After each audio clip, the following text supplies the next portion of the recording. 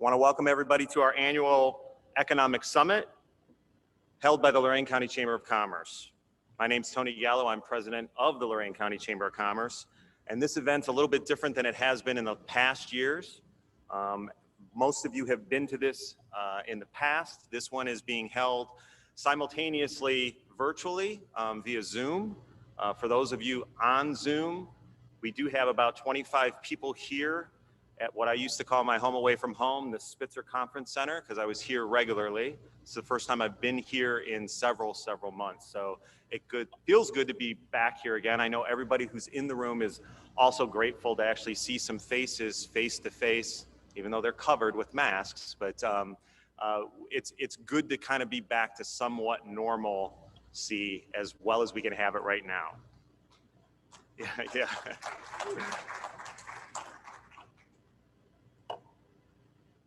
I don't think anybody has to tell you what a crazy year this has been.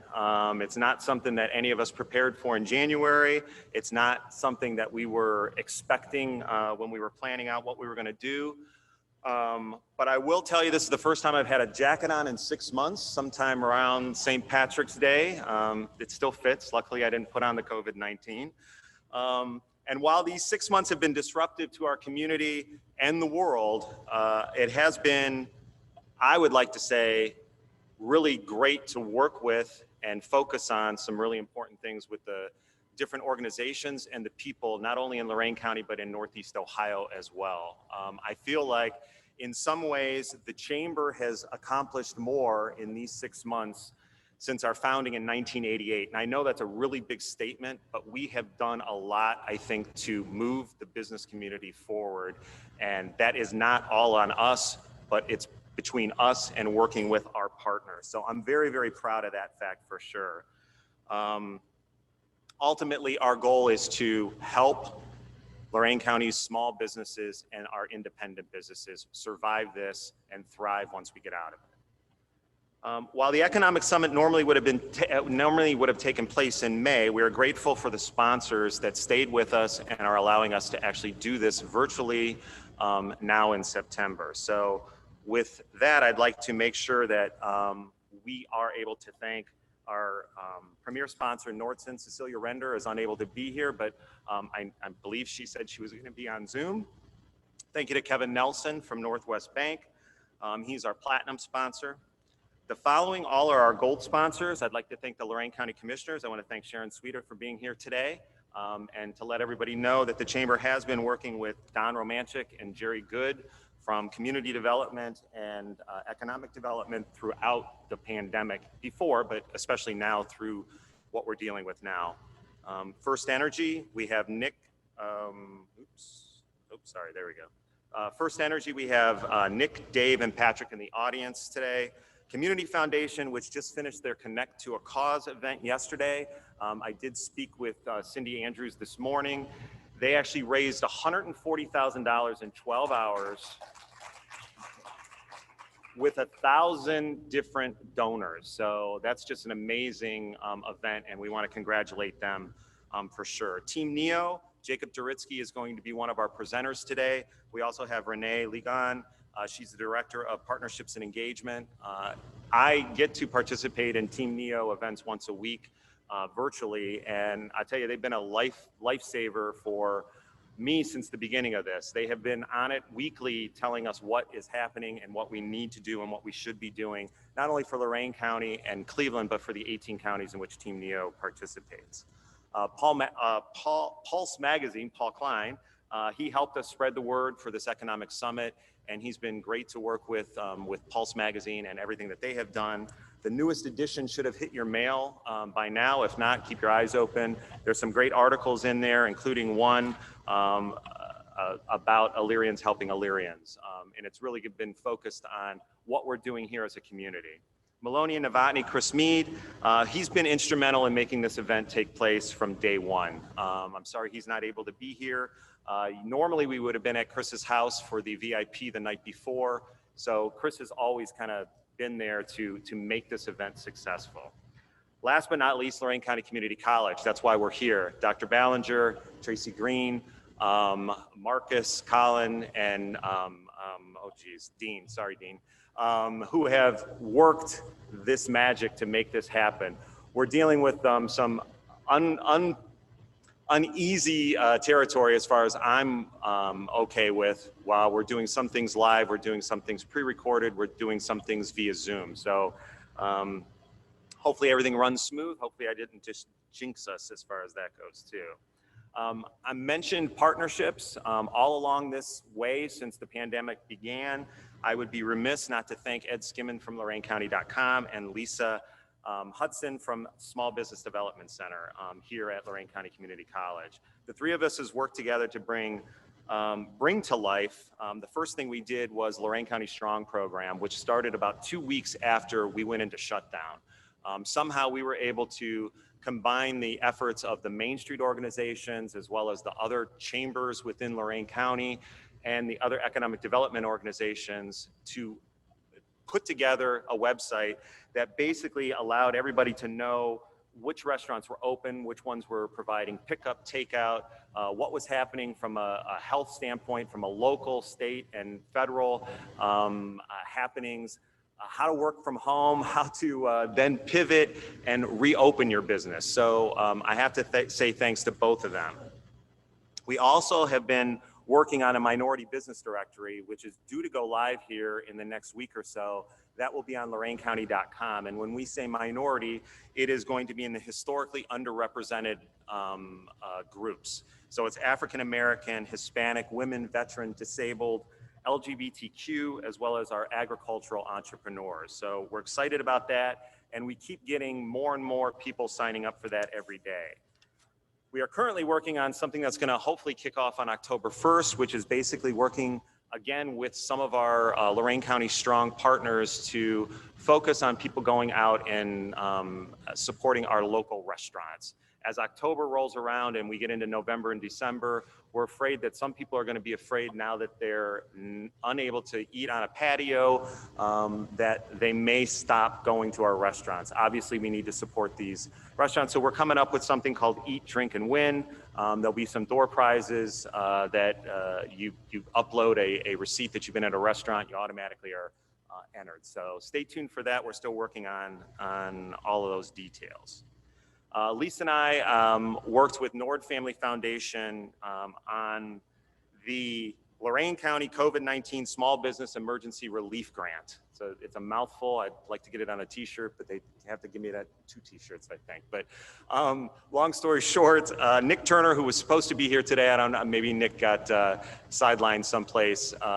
His donation that he came up with from Nord Family, between Lisa and myself and a lot of other people that I depended upon to actually help us raise money. We ended up raising $202,500, which is just a huge amount of money, I think, for Lorain County to be able to do. When I was dealing with the Akron Chamber and some folks in Sandusky as well as in Cleveland, that number seemed like we were never going to get near that. But thanks to basically we had 1 foundation, 6 banks, 2 municipalities, and 1 major corporation that donated, and we even had t-shirt sales that actually helped to drive those dollars to make that possible too. I want to say thank you to Mayor Jensen from the city of Avon and Mayor Whitfield from the city of Elyria, and say we are honored to have been able to participate with you both and provide some funding to the businesses located in Elyria and Lorain. We did Lorain County as a whole, but they actually donated some funds that were focused just on those 2 communities as well too. So far, we actually have worked on 4 different grant cycles. As money comes in and we're able to, we still plan on giving out additional funds. I'm also happy to announce that soon we will be working with the city of Lorain on their small business stabilization program. That's set to begin in the next couple of weeks. Lisa and I have been working with Max Upton over at the city on a weekly basis, probably for the last 2 months, to see that that happens. We're very, very close. We were hoping we were going to be able to announce it today. I'm announcing it, but we don't have a start date yet. So again, thank you to Mayor Bradley for allowing us to participate with the city of Lorain too. Other things that we did, we worked with the city of Lowe's to distribute the Lowe's Avon to distribute PPE to minority businesses. Lisa again and I were able to work on that together. We did a "We're open for business" sign, and we've actually done a whole lot of promotion on our social media. We've also, from an internal standpoint, we've transitioned our safety council meetings to be completely virtual until June of 2021 per Ohio's Bureau of Workers' Compensation's guidelines. So there's a whole lot of stuff that has been canceled between March and September, at least over 20 events. So we're working hard to make sure that we still keep everybody as in the know of what's going on. I'd be remiss not to mention that we are still working on Manufacturing Month, which will be in October. It will be virtual, but we've got a lot of our manufacturers, especially the group that meets here, the Lorain County Manufacturing Sector Partnership, is eager to still do something. So we've got a Zoom meeting set up for next week, and we're gonna look forward to working with them to make that happen as well too. I'd like to thank everybody who's on Zoom today. I'm not sure how many people are signed in yet. I also want to be cognizant of your time. We're going to begin here momentarily. I do want to let everybody know that if you are on Zoom and you have a question, please use your chat feature. We are going to do our best to answer those questions at the end of the program. Make sure, since we've got several speakers, you actually post who you are asking the question to. I think Tammy is going to put in the chat area all of our speakers so you know their names and where they're from, so you know how to address that particularly correct too. So there you go. Insert your questions into the chat box on Zoom. I will also say that the Chamber is proud to act as facilitator to the Economic Summit. From day one, I have worked diligently for this event not to be political in any way, shape, or form. It's really meant to provide to our residents and businesses based in Lorain County a way for us to work together for solutions designed to benefit all of our communities. Open dialogue is the best way to solve all the issues that we have today. With that, I'm going to turn it over to Dr. Ballinger, President of Lorain County Community College, who will be our first speaker.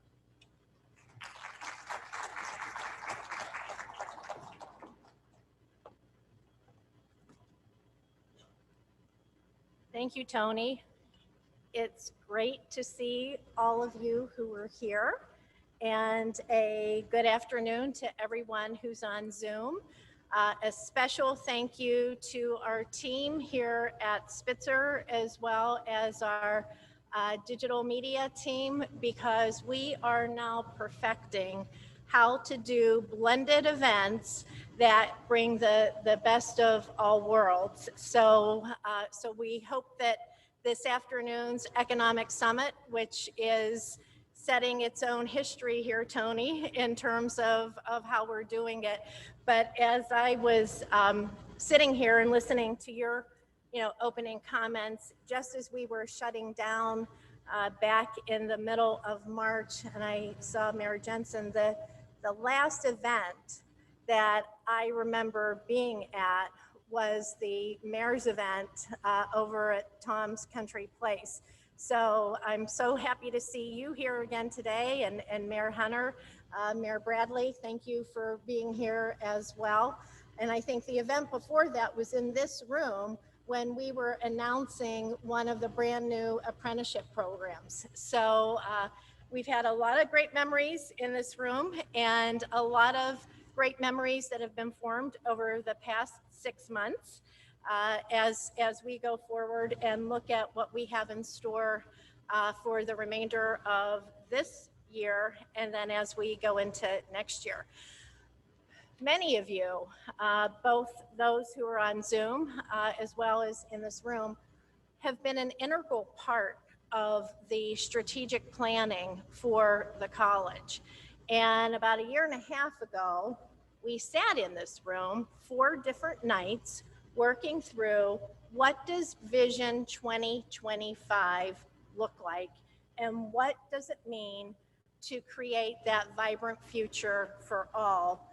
And then through our lens at Lorain County Community College, what does that mean in terms of education? Well, I don't know that any of us would have imagined for a second that one of the mega trends or trends that was evolving was one that didn't show up on that list of 8 mega trends that we spent so much time processing. We didn't talk about a pandemic. But I would say that the efforts that we all had underway and the collaboration and the partnerships that take place in Lorain County are what makes Lorain County so special and so successful. So we look ahead, and as we look ahead, you know, it's now this one is almost fortuitous. So one of the first slides I used back in that presentation for strategic planning was that this century is best described as the era of uncertainty. And that sure has been exactly what has occurred. And the slide behind me, and for those of you on Zoom in front of you, was the storyboarding that took place from the first night. And the storyteller artist went around to all of the tables, listened to all of the ideas that were percolating, and we talked about what do we aspire to? And that was how do we envision the brightest future for our community? And what I love so much about this depiction is the word in the middle. It's about vibrancy. It's about how do we create for everyone the best future possible. And it was everything from talent and talent development, which is what we're going to be talking about today. Jacob Duritsky from Team Neo is going to follow me. He has given me the pleasure, along with Bill Kaler, I co-chair for Team Neo, the Talent Development Council, which is a new initiative really focused on that alignment of talent to jobs and future demand. And as you can see on here, we also talked about the many different pathways and ensuring inclusivity and diversity, focused on work ready, focused on health and our overall community. After 4 sessions, we adopted as our vision network, which was then presented to the District Board of Trustees of the college, what we called 10,000 degrees of impact. And that was a very outcomes-oriented aspirational goal that we collectively created for our community. And that is to say that by 2025, we would graduate 10,000 more individuals with industry recognized credentials, short-term certificates, associate's degrees, and bachelor's degrees. And that was a stretch goal.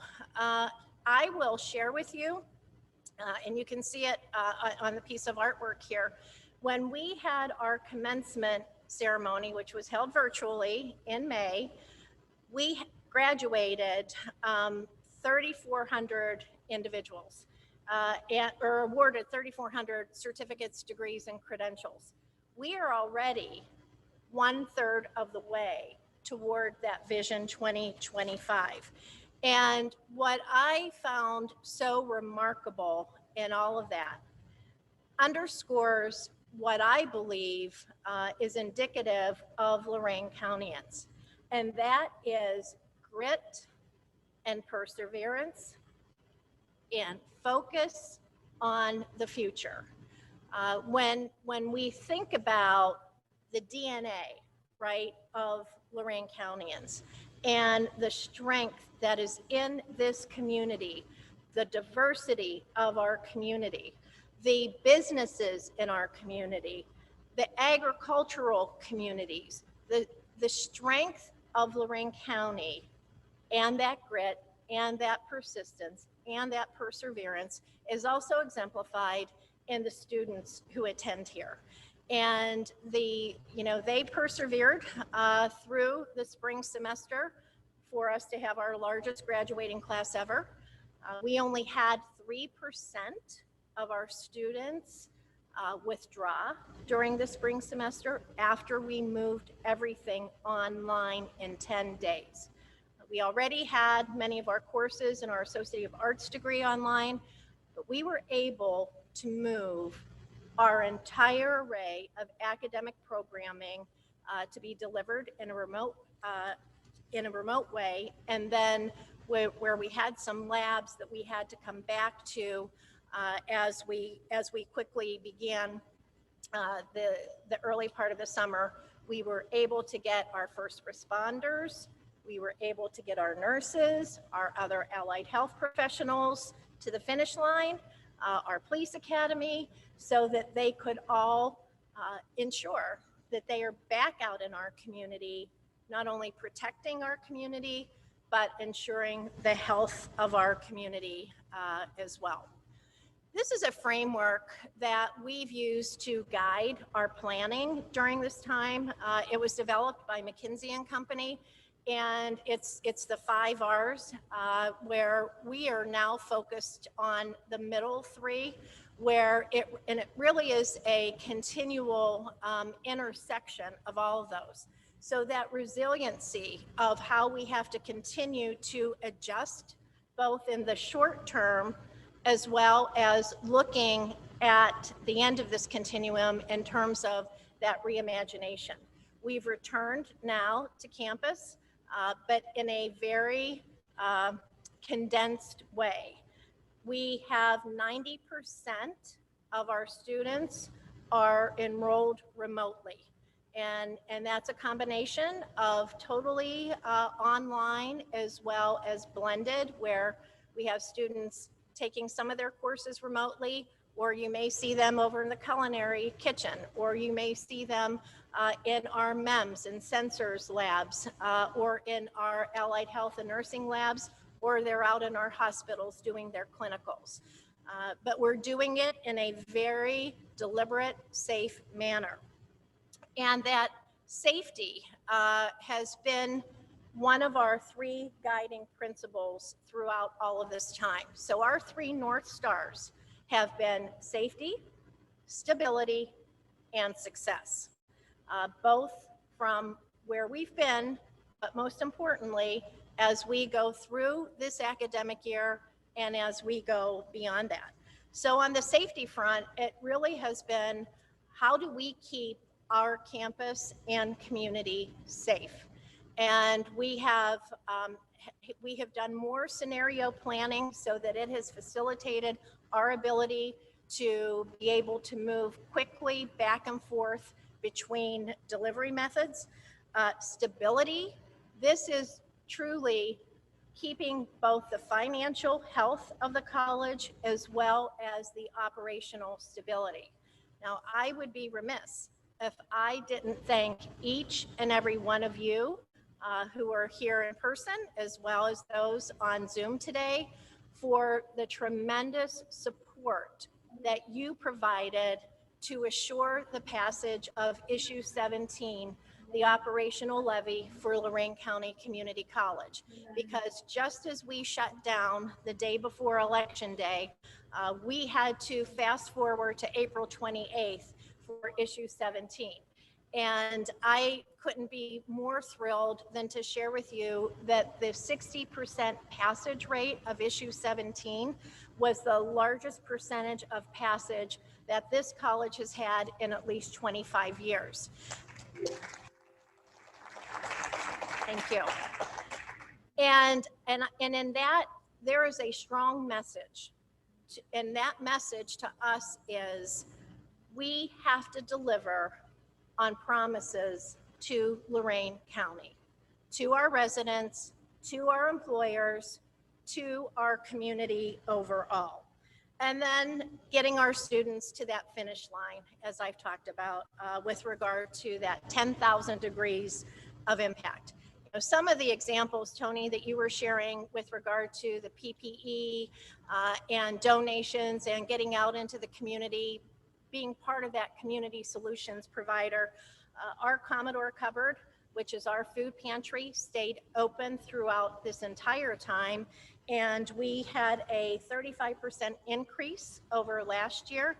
We partner with Second Harvest, and we saw a groundswell of support from the community donations coming forward, new partners coming forward to say, we recognize and understand that food insecurity is one of the major barriers for student success in college. And so that was a welcome relief. And we made a promise to our students that they would not go without food and they would not go without technology.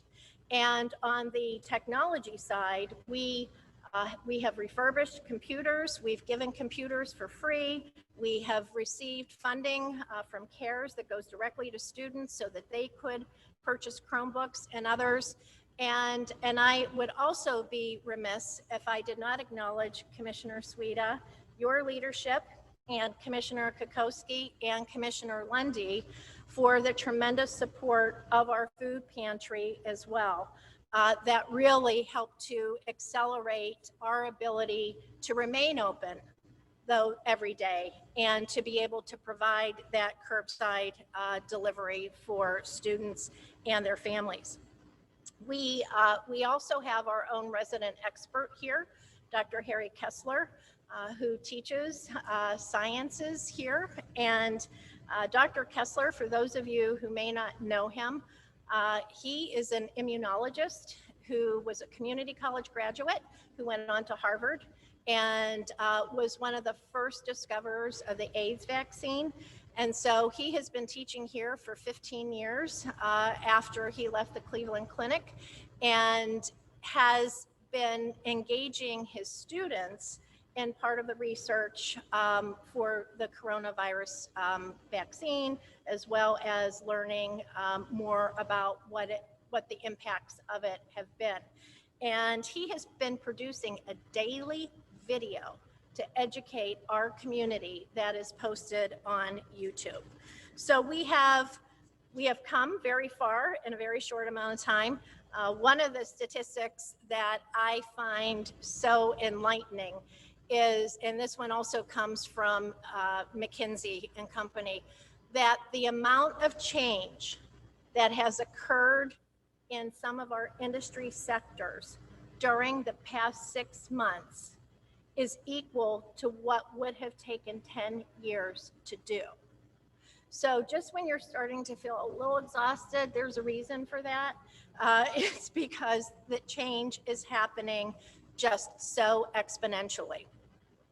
With regard to another promise that Lorain County Community College has made to our community, it's a promise with regard to our students. We created a year one at home program, which is a promise to our high school graduating class of 2020. We heard from a lot of parents and students themselves who were planning to go away to college, but didn't feel either that they wanted to leave home at that time, or they were unsure about how the courses were going to be delivered. And so this promise to them was that we would provide scholarship support for them, and that their credits are guaranteed to transfer to that four-year university. We also upped our game in terms of our support for the needs of business and industry. And I'm going to share some of those examples with you. A fast track program was implemented with 21 free short-term programs for dislocated workers. We're very appreciative of working back with the county commissioners, working back with Mike Longo and his team to be able to package together resources and funds that are available for our dislocated workers to ensure that we have the ability to upskill them so that they can continue employment. And another that I'm extremely excited about is the expansion of our Learn and Earn apprenticeship programs and other learn and earn models.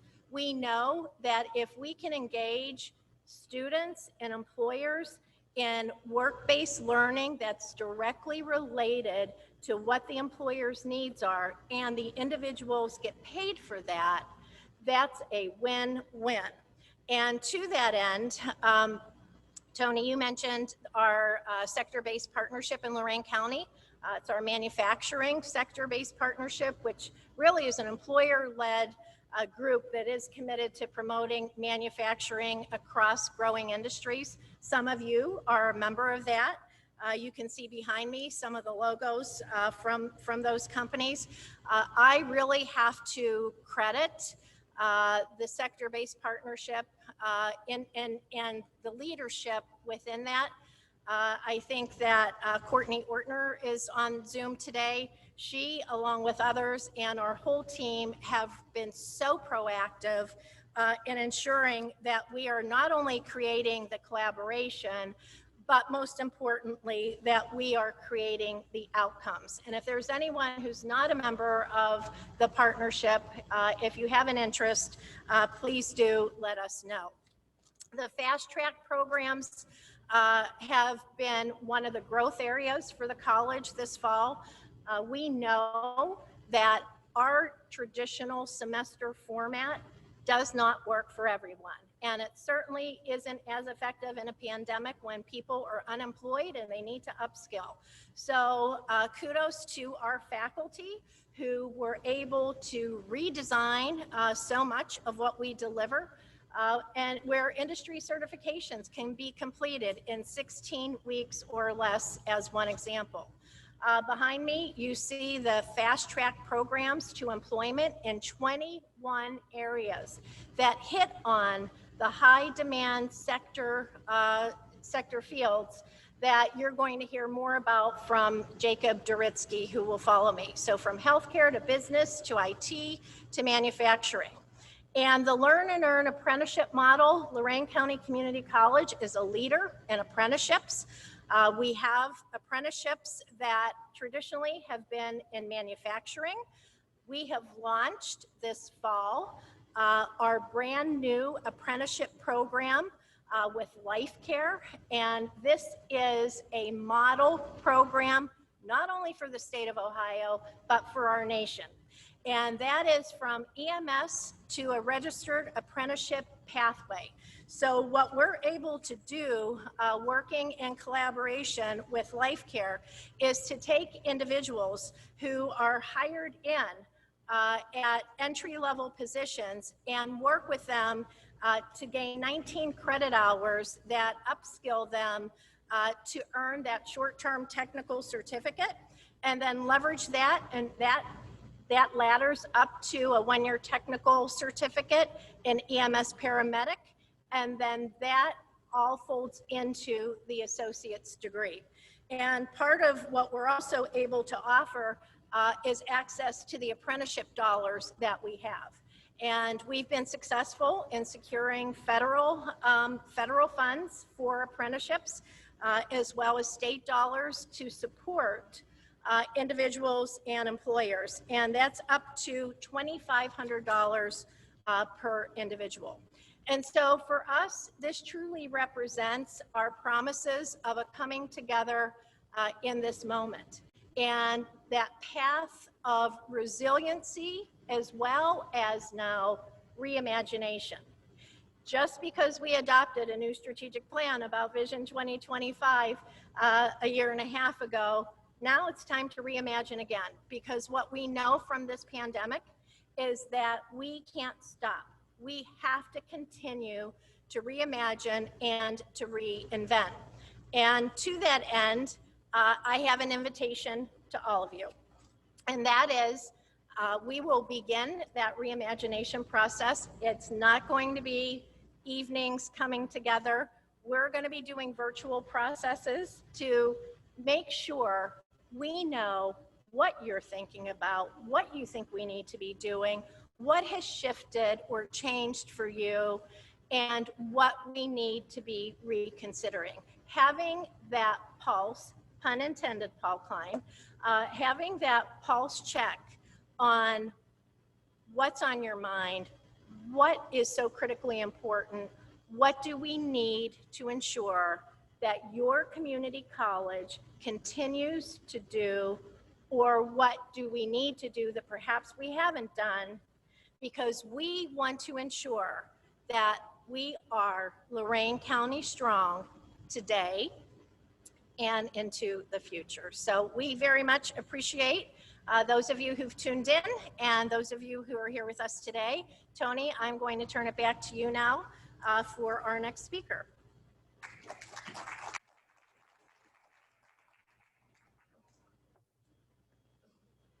Thanks, Marcia. Wow, the college has got some great things going on. Great to hear that.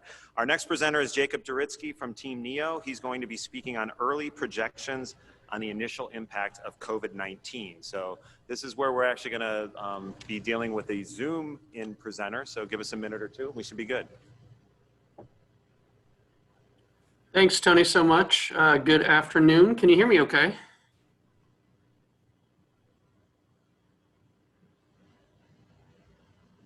Great. I see a bunch of thumbs up. I'm going to attempt now to share my screen. Let's toss this into slideshow mode. And is that working?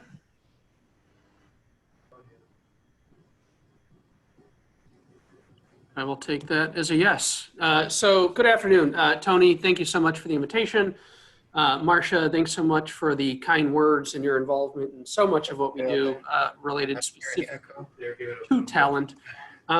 Three things I want to accomplish in the next 15 or 20 minutes. One is really just to give some initial projections on what's been taking place for the past 6 months based on the impact of COVID. It's early, but it doesn't stop us from attempting to understand some of the implications of what we're seeing. The second is how we're trying to pivot that as a strategy throughout the region to take on different approaches to thinking about the way we call on businesses and the way we think about success over the next 18 to 24 months. And then finally, as Dr. Ballinger alluded to, take you through some of our new work on aligning opportunities, misaligned opportunities, and why talent is just so critical to our future going forward. So with that said, quick commercial. Team NEO, for folks who might not be familiar, Regional Economic Development Group. We represent 18 counties, 4 million people, 2 million workers. We're the Jobs Ohio partner for Northeast Ohio. And what you see there in the bubbles to the left are sort of our strategic pillars that we focus on. 3 of those are kind of core to what we view as our transformational strategies for the region. That's advancing technology adoption, so Industry 4.0, additive manufacturing, growing a pipeline of competitive sites. How do we make the region better suited for manufacturers looking to make investments in large part?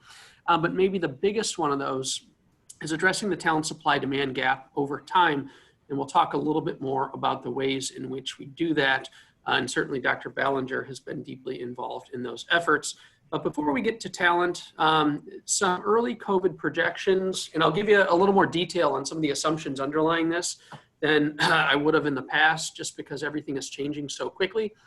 We base this on Moody's projections. You'll see here we have Lorain County called out in some cases, our 18 county region, and then the country as a whole to make some comparisons.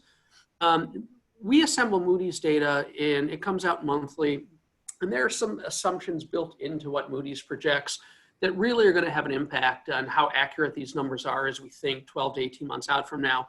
The first is that they're anticipating some second round of federal stimulus, that there will be another round of federal stimulus similar to the first target audience that was targeted back by the CARES Act, that interest rates will remain low through 2022, no additional significant shutdowns. So you're not going to see restaurants, bars, other things close completely.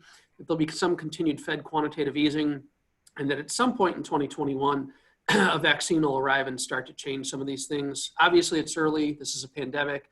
As Dr. Ballinger said, a year ago, we had no idea this was going to impact us, so we're trying to deal with this in real time. With those caveats in mind, though, what are we seeing initially is projections of declines in employment here. You see US in blue, Lorain County in gray, the region in orange, looking at declines anywhere from 7 to 8% in employment for Lorain County and the region as a whole. US right now projected at about 5% overall, with modest recovery coming in 2021. Unfortunately for the region, what we're going to see is a trend that we've seen in the 2001 recession and in the Great Recession as well, which is the jobs we lost in 2001, we hadn't gained back by the time the Great Recession hit in 2007, 2008. The jobs we lost in the Great Recession, we hadn't gained back by the time the pandemic hit. So it is a compounding impact that certainly heightens why we think talent is going to be such a critical component to this. That said, Lorain County is projected to grow a little quicker than the region as a whole. You see Northeast Ohio not gaining all the jobs we lost back going into 2025. Between 2023, 2024, Lorain County would projected to have gotten all of those jobs back, in part because of more healthcare related jobs, more professional service related jobs, and a slightly more diverse economy than the region overall. This is a bit of an eye chart, but if you look at where job loss is coming from, it really is coming in every sector of the economy in 2020. So this is for Northeast Ohio. Not surprisingly, from the top down, accommodation, food services, hotels, restaurants getting hit the hardest. Job losses in the 20 to 25% range. Same for arts and entertainment. When you go sort of midway down the list and start to see sectors like manufacturing, construction, professional services, these tend to be the sectors we care about most as we consider those traded sectors.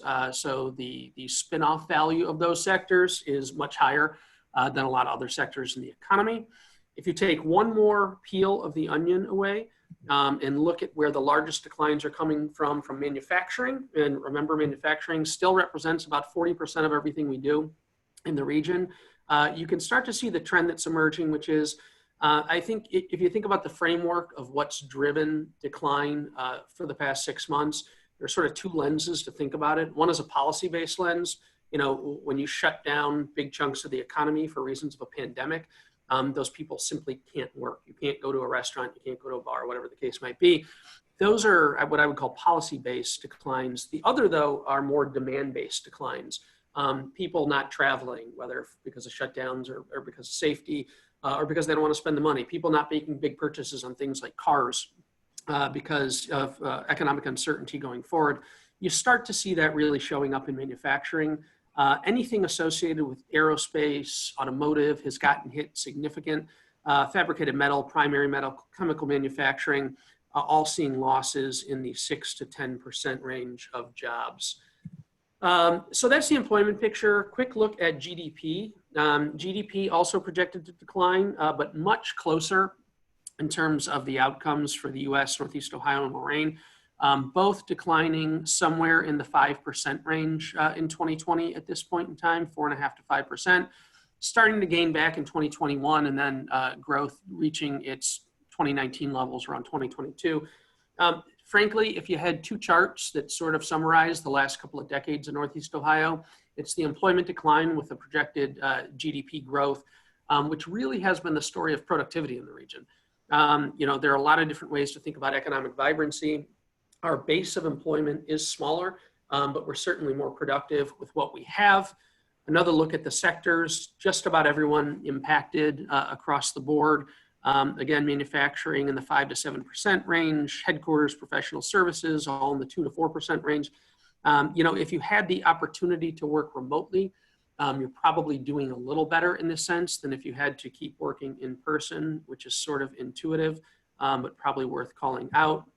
And then a similar look at manufacturing GDP, not much different than the employment story. In the short term, anything related to heavy manufacturing, particularly in the transportation side of manufacturing, has gotten hit pretty hard with projected annual declines anywhere from 8 to 12, 13% or so.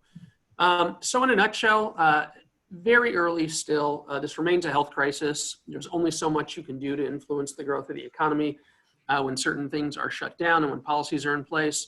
The degree to which Northeast Ohio has been directly impacted is based on a lot of different factors: supply chain disruptions, lack of product demand, in some cases still talent shortages. But we are starting to think differently about coming out of this, which gets into sort of the so what's next portion of the presentation, which is two things. One is in the short term, how do we think about supply chain opportunities through this? And then if we think in the mid to long term, I think our biggest competitive opportunity is to think about regional talent gaps and how we can address those. So ourselves, our partners throughout the region, in the short term are saying, how do we go out and help companies grow in a way that is different than the way we historically have? Frankly, when we call on companies in the past, it's all been based on growth. This sector is projected to add jobs. This sector is projected to have significant capital investment. But when a pandemic hits, a lot of those factors in the short term go out the window. So we've been very focused on three key issues that we think give us an opportunity to remain competitive in the coming months and years. One is supply chain disruptions. I think we've all heard about that through the lens of PPE and the PPE shortages. You know, there were a lot of disruptions, particularly from Asian markets and some European markets, on products coming into the country. We still have a huge manufacturing supply chain here. How do we think about that as an opportunity? The second is M&A potential. Frankly, from a project perspective, our pipeline of deals is about as healthy as it's ever been. Some of them are smaller, but companies in good cash positions are thinking about merger acquisition. Is there a way that we can influence getting our fair share of that here? And then finally, talent shortages. You know, Dr. Ballinger talked about the McKinsey stat that talked about 10 years of acceleration in 6 months. That absolutely applies to talent too, and the way we think about talent development going forward. So from a supply chain perspective, in the short term, there's a few things we're trying to do. One is influencing Jobs Ohio and the state on new programs and policies. I will say we're in lockstep with the way Jobs Ohio is thinking about supply chain development and supply chain opportunities. The second is developing different ways for targeting companies based on their short-term needs.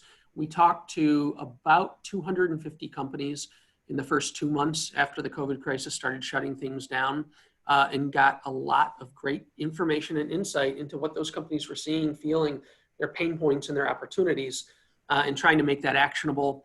The third is developing target lists outside of NEO for inbound investment, most likely foreign direct investment in this case, so thinking about going throughout the globe.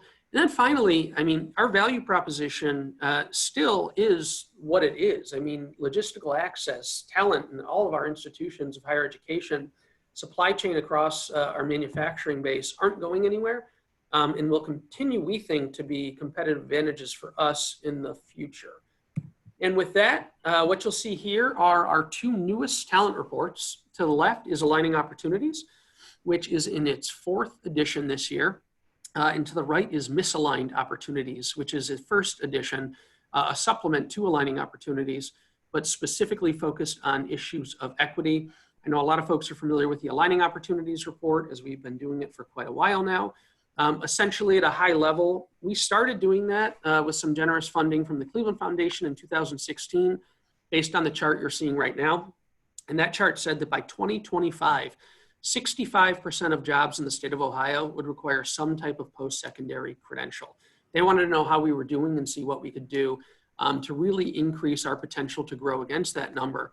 And when you look at the data, we're doing a little worse than the state, a little worse than the country, but not that different. 34% of folks here have a post-secondary credential. Another 21% have some college, but for whatever reason have stopped out. And another 45% don't have any direct path towards a post-secondary credential at this point in time. Regardless of how you slice the numbers, we're still 10 to 12% short of where that number said we need to be by 2025. And when you think about this acceleration issue taking place, certainly that might be sped up. The good news is, I think, as Dr. Ballinger said and others have said, you know, we are thinking differently about training in the short-term, apprenticeships, online opportunities, and things that could actually accelerate the way we think about learning. This was the initial impetus for the study. We had a couple different concerns. I'll share 2 of those with you, but the third is going to be equity that we'll get to.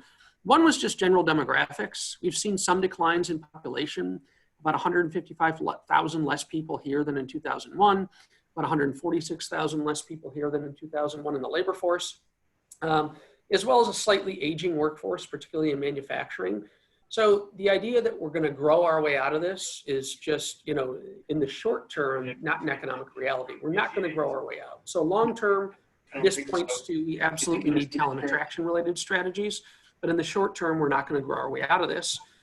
We also have a tremendous base of higher education institutes here, but we only keep about 47% of our graduates here in the region after they complete a degree.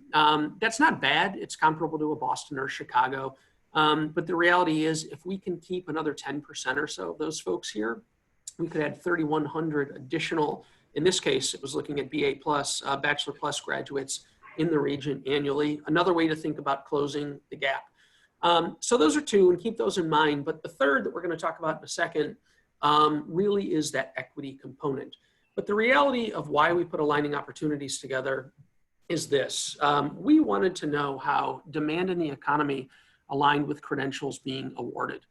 So this is probably a bit of an eye chart if it's up there on the screen, so apologies for that. But what we found really, and Dr. Ballinger touched on this as well, is that in 3 key sectors of the economy, IT, manufacturing, and healthcare, we were producing significantly fewer credentials than there was demand for workers. So if you take the top line there under IT, computer and IT workers in 2019, so last year, pre-COVID, there were 17,000 unique job postings throughout the region. Entry-level job postings, around 6,500, and we awarded about 2,200 credentials, everything from certificates up through graduate degrees. We saw an alignment gap there in red of anywhere from 4,200 on the short end to 15,000 or so on the top end of that. And the reality is we see that throughout IT, manufacturing, and healthcare. So a part of the reason that this came about was trying to inform a different type of conversation that says, you know, how do we think about getting people interested in these careers, pointing people to where there is opportunity in the economy and starting to move the needle on these. And with the help of Dr. Ballinger and many others in business leadership and higher education leadership, we're starting to do that. We're starting to come together to convene, to think about deepening talent pools over time, to think about spreading this message to 6th through 12th graders, to think about different ways that we can develop talent alignment strategies to deal with this, because we're not going to grow our way out, and we're not going to keep another 10% of students here overnight to deal with this issue. But maybe more importantly than trying to, you know, attract folks back to the region and trying to think about, you know, ways that we can ultimately grow the talent base over time is the issue of equity. If you look at the equity issue for Northeast Ohio, what you'll see is that as a level setting statistic, people of color make up anywhere from 18 to 23% of the population based on the stat you're looking at. For instance, African Americans make up 14% of regional residents. Hispanics make up 5% of regional residents. And I want you to keep that in mind because as we walk through the next couple of slides, that proportionality becomes important because there's underrepresentation in the economy of key folks here that we need to be included to help grow the economy over time. So for instance, we talked about how important manufacturing, healthcare, and IT are. What you see here is that on the left, manufacturing, credentials last year by race. If you look at that yellow slice, 10% of those credentials went to African Americans. So if you think they represent 14% of the population, significantly underproducing. For healthcare, that number was 9% went to African Americans. And for IT, that number was 5%. So we aren't pushing enough minorities into good opportunities in the economy, which is our single best opportunity in the short term to start closing the gap. And if you dig into the numbers a little more, unfortunately, it gets even a little harder to understand. For instance, that 9% in healthcare, you might say, well, it's not that far off. Okay, fair. But if you look at the actual degree types, for instance, of registered nursing degrees last year, the #1 in-demand occupation throughout Northeast Ohio, only 5% of those went to African Americans, and African Americans disproportionately were represented through STNA, medical assisting, things that don't necessarily offer clear career paths and family sustaining wages. So challenges there. When you look at the top 20 occupations in Northeast Ohio, minorities in Northeast Ohio are underrepresented in 19 of the key 20 in-demand occupations. So across the board, if you look at the jobs that pay family sustaining wages, have the highest growth potential, and offer the best trajectory for a career in the next 5 to 10 years, 19 of 20 of those are underserved. And in some cases, as low as 4 to 6% of people of color even have those jobs here in the region today. So, you know, the systemic issues that have led to this are multifaceted. We're taking on a small piece of this, but I think the reality from the data is we are not going to grow our way out of this if we don't start correcting these problems in the short term. So I know I'm right up against my time, and I appreciate the opportunity to have the conversation today. We can share these slides with you, and we'd appreciate any comments going forward. But you know, at a high level, there are going to be supply chain disruptions. We can think differently about how we come out of COVID and the opportunities there, particularly as it relates to manufacturing, our manufacturing base. and technology adoption, which will likely be key to accelerating our manufacturing output. Healthcare, IT, and manufacturing job openings may be impacted by COVID in the short term. In some, like IT, you might see an acceleration, but in others, like manufacturing or even some elements of healthcare, you might see a temporary slowdown. Those remain, though, over the next 3 to 5 years, the key areas of the economy that are going to see the need for investment from talent. We say in economic development, there's no silver bullet. There's not a single way to say, okay, there's a solution to this. It takes all the folks in the room today. It takes a community from higher education to business to workforce development to economic development to government, really across the spectrum to make these changes over time. And the reality is there are different time frames for different strategies. They're not all going to happen overnight, but if we can connect more people, particularly people of color who are here today in the region, to greater opportunity, in the short term, we could help close that gap by 20 to 30% and make meaningful change for our regional economy. So Tony, thanks again for the opportunity to speak a bit about what we're seeing in the COVID economy and Team NEO's strategies coming out of that. There's my contact information, and please feel free to reach out with additional questions or comments. Thanks so much.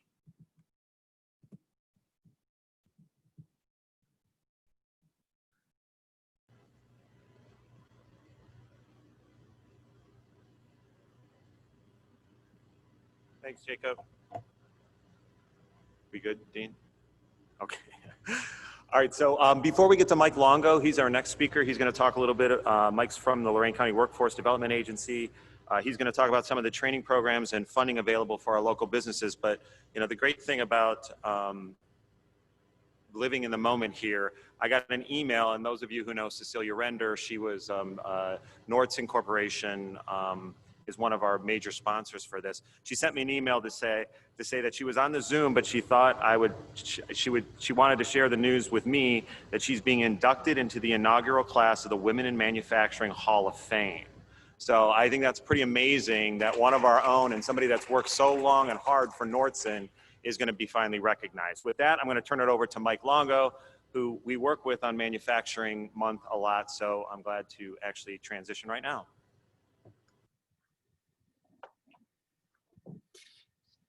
Great, thank you, Tony. I'm happy to be here this afternoon. I'm assuming everybody can hear me. I'll be sharing my screen shortly.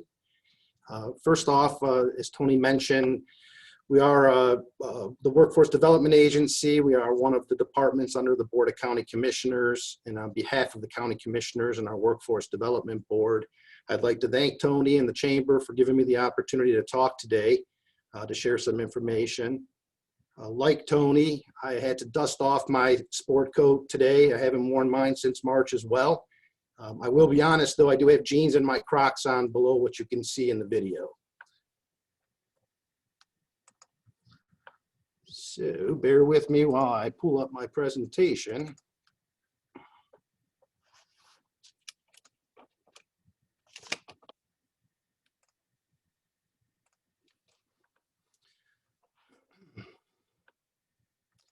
As Tony mentioned, and I think as everybody has mentioned, we are one of the partners of the Lorain County Growth Partnership.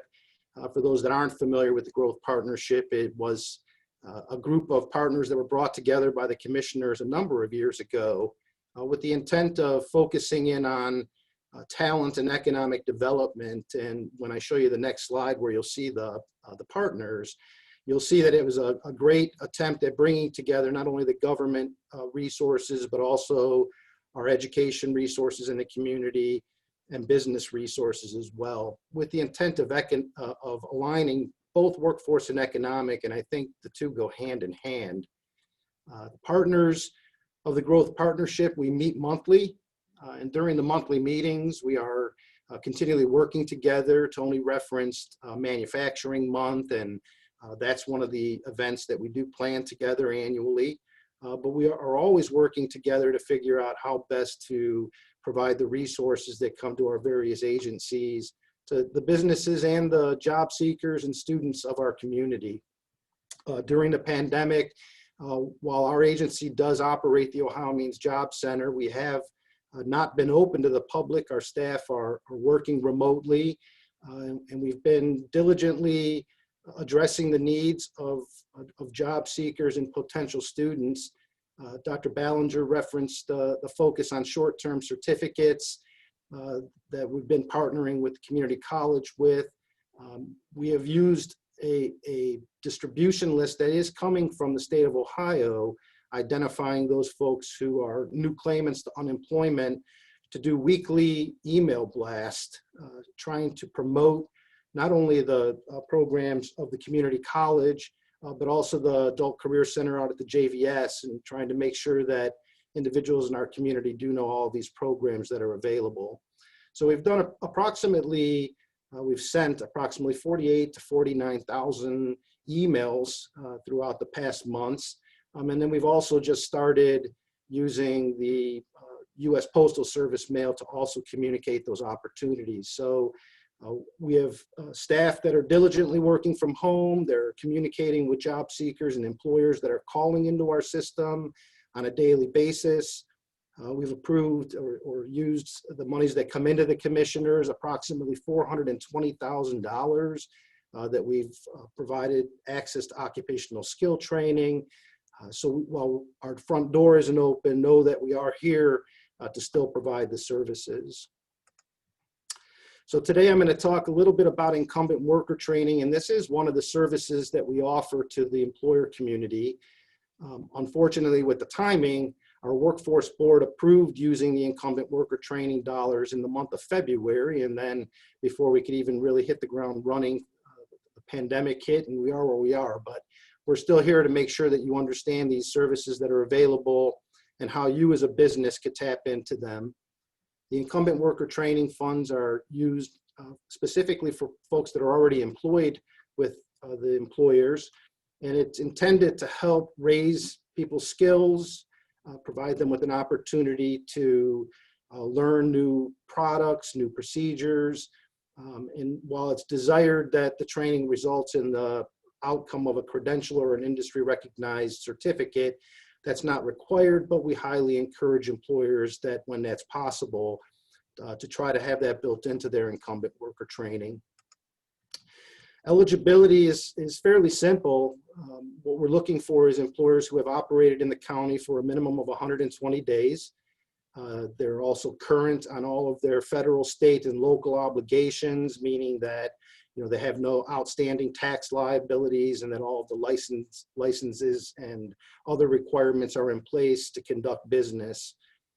We're also looking for employers to be able to match a specific amount of the training dollars that are needed for this incumbent worker training.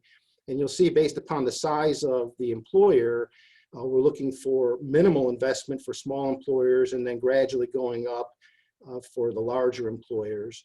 And I'll show you as we make our way through the slides an example of how potentially these services could benefit you. And then the last requirement is that it is not a government entity that we're using the incumbent worker training dollars for. So this would be for private sector employers. It could be for nonprofit employers as well. What makes an employee eligible is that they've been employed for at least 6 months with the business who is looking for the assistance with the incumbent worker training funds. And there is a one way around that if there is group training going on, where at least the majority of the employees being trained to meet the criteria of being employed for 6 months. So you could have 10 people who are in need of some incumbent worker training that the employer is going to provide. And as long as the majority of them have been employed for 6 months, you could have some new hires that would be in that group, and that would fulfill what our requirement is. Also, that there is a employer-employee relationship as established by the Fair Labor Standards Act, and that the individuals are 18 years old or older, eligible to work in the United States, and if a male is required to have registered for selective service. Allowable cost for the incumbent worker training is instructor trainer salaries, the development of curriculum that may be necessary, purchase of textbooks or manuals that employees may need for the training, software, and any other necessary reasonable cost. Unallowable costs are pretty minimal. We're looking at the fact that we can't use the workforce dollars to fund any type of foreign travel that might be required for incumbent worker training. We're not able to use the monies for the purchase or lease of equipment, nor food and beverage, and we're not allowed to use the funds for the workers' training wages. So I want to give you a case scenario like I promised earlier. So let's say, for example, there's this ABC company who has 10 employees, and they're looking at 2 of their employees needing to be trained on a new machine that the company purchased. The vendor is going to be providing the training, and over the course of the week, the cost of that would be $5,000 in this example. And the employees will be provided with textbooks and manuals that cost $400 as part of the training. Right now, the employees are earning $15 an hour and are expected to earn 50-cent raise when they complete the training. So the example here now in the budget, just to kind of let you see how this could help you as an employer, we looked at those costs that I presented in the example. The trainer cost $5,000, the books $4,000. And then we are able to look at the wages still, even though we can't use incumbent worker training funds to help fund the training that the employer was looking at. We are able to build it into the costs. So in this example, it was a small employer. And as I shared earlier on, a small employer is only expected to be able to match 10% of the required funds that are needed in order to qualify for the incumbent worker training. So you're looking at the fact that the total training with the wages was $6,600, and the incumbent worker training funds that are being requested, not including the wages, is $5,400. And the employer contribution would be the $1,200 that they're using to fund or pay their employees that are being paid while they're in training. So that $1,200, that's the dollars that they were already going to pay their employee, satisfy the 10% match that was required, and the employer technically is qualifying for $5,400 in reimbursement from our agency to provide that training. So I'm just going to change the scenario slightly. Same 2 people needing training, but in this example, we've bumped it up where the employer now employs 100 individuals. And in that example, the employer is expected to come up with 50% of the match for the incumbent worker training. So we have the same costs that are associated, but in this example, the employer actually has to pick up a little bit more beyond the wages of the cost of the training, $2,100 additional dollars. So that now their $3,300 investment is being matched with the incumbent worker training dollars of $3,300 that's available through the public workforce dollars. And we've helped offset 50% of that cost. So these are some examples. I know it's a lot of information. Tony wanted me, though, to be able to share this, knowing that we didn't get an opportunity to really promote it heavily before the pandemic. And we are still providing business services in the community. So some of you may already be familiar with Eddie Hawkins, who's our business service rep. I know through our partnership with the community college and the JVS, individuals from both of those organizations are aware of the incumbent worker training dollars and are also helping us promote those dollars.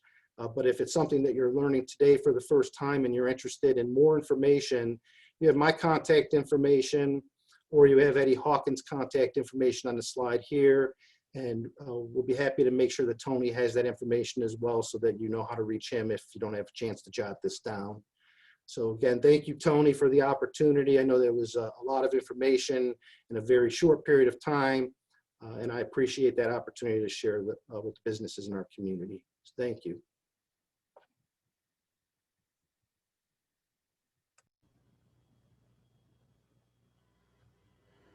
Thanks, Mike. We're going to have Victor Leandry.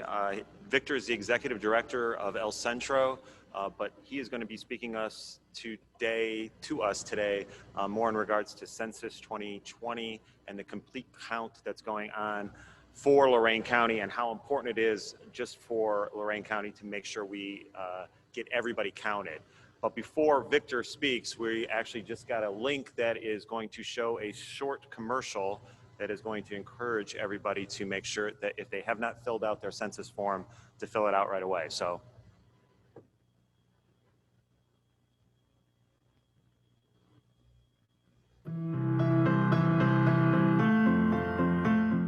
I made the commitment to ask 10 people if they have been counted. So I'm asking you, had you been counted in the 2020 census? We have been doing great with our self-response rate in Lorain County, but we are not at 100% yet. asking you today to complete the census by telling 10 friends. You see, if you tell 10, then they tell 10, everyone will be counted. We know it sounds simple, but we are running out of time to get everyone's response. In Lorain County, we know everyone counts. I know every resident in Lorain counts because we're Lorain proud. And I want you to know that every Elyria resident counts. That's why I'm challenging you to tell 10 people to do their census. Every business owner and worker living in Lorain County counts. Tell your coworkers, family, and friends. It is still possible a census worker will knock on your door, but you can respond online, by phone, or by mail at any time. Oh, tell your neighbors too. Please complete your census today and help make sure everyone is counted by telling 10 friends. It's important that everyone gets counted, and we know you count. Use the phone number below or the web address shown. The census is just 10 questions and take less than 10 minutes to complete. Help us get the word out. Please tell 10 and then have them tell 10. Tell 10. Please tell 10. It's not too late. Come on, Lorain. 10. 9 would be okay too. But 10 would be better. Yes, tell 10. This is so important for our county. Get counted in the 2020 census today.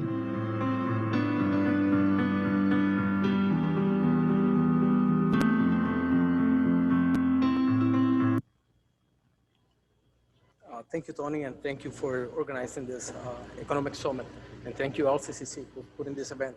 This is my first event also face-to-face, and I hesitated at the beginning, but now I feel so comfortable. It's like, okay, we can do this. So thank you all, CCC, for that. And I have to say, we recorded that video on Tuesday, and Tuesday was one of those days that I felt those 10 years that Marcia was talking. My eyes, I couldn't even retain one sentence. I couldn't retain it and memorize. So I apologize for that. But nonprofits has really have a hard job through this pandemic. And what I see here in this summit and hearing to all these numbers and everything that's happening, I realize how nonprofit is a crucial part of economic here in this county, and how we are sometimes the front or the first step for families to come to us and asking for help. But today I'm here on behalf of the 2020 Census Lorain Complete Count Committee. And I am one of the co-chairs also with our Commissioner Matt Lundy. This is a committee that we put together back on January 9th. And it was in this building where we met with over 100 leaders from across the sections. We have some mayors were present, and we have some of the mayors here that were present today, city staff.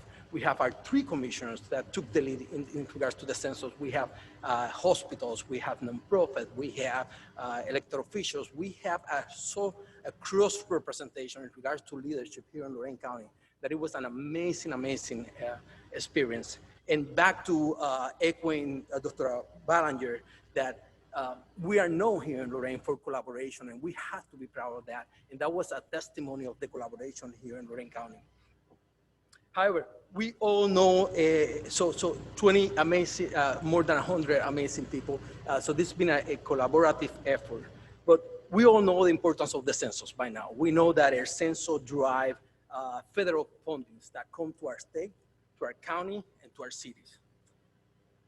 But we know that the census is a numeric picture that we take every 10 years. You have one shot to take that picture. After that, you have to wait for 10 years again to take that picture. But that picture is going to define how many fundings you're getting for Head Start, lunch programs in schools, construction roads, senior programs, food pantry. So we have to be sure that this picture is taken and it's a well representation of our community. But as we talk about economic summit, I was sitting and thinking about how much of the census this data census drive a lot of things that we do. And when I was looking at Tim Neal's Jacob presentation and he was talking about demographic, I was like, that is driven by the census. So if we don't count everybody in our community, sometimes even information like that, we need to know that there's a margin of error because we don't count everybody. So we need to be sure that every single person, and not only that, in regards to economic, this number also determines sometimes new housing development that move into your community, new business coming to downtown because of the population that you have in your city.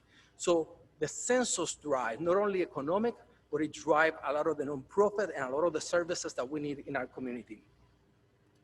As you can imagine, counting everybody in the United States is a very challenging process. But then you add the pandemic on top of that, and it makes it even impossible to count almost everybody. Now, here in Lorain, we have to be super proud because of this committee, we have what is called self-report, and we have what is called the numerators knocking on people's door. Self-report, Lorain County is at 75%, when the state is at 69.9, and the nation is at 65, and Lorain County is at 75. I had the opportunity to be with Senator Brown and a few of the chairs of the Complete Count committees a few weeks ago, and almost every chair of the Complete Count committee were complaining how difficult because of the pandemic, and they're in their 50s, in their 40s self-report, and here we are in Lorain County at 75% self-report. And that is a testimony of how hard we have worked for that. And even Dr. Senator Brown almost questioned it when I say 75. It's like, that sounds too high for Lorain. And I'm waiting for the days when the census is over that I can check his hand and say like, yes, it was high, but it was accurate. And we did it, and we make it happen. We make it happen. But we all know that 75 is not enough in this county, and we're not gonna settle for 75. And even though the numerators are knocking at people's door, we need to make the last push. And I know by now, all of you might be super tired to hear about the census because we've been talking about this since January or even before January. And the deadline was supposed to be July 31st. Then it was pushed to October 31st. And now it's pushed earlier to September 30th. But this is a call for urgency. We only have less than 2 weeks to be sure that everybody's counted. And I say that one more time. We only have less than 2 weeks to be sure that everybody is counted. Last week, we have some enumerators calling me because they know that I'm the chair, and they were having issues getting to an apartment complex in Elidia that have more than 25 residents. Right away, pick up the phone, call Urban Leagues Paris, and he assigned one of her amazing staff, Dee Baker, and we went to the apartment complex and we were sure that everybody was counted. This Tuesday, a few days ago, one of the enumerators called me that they were having issues with our Latino community in South Lorain.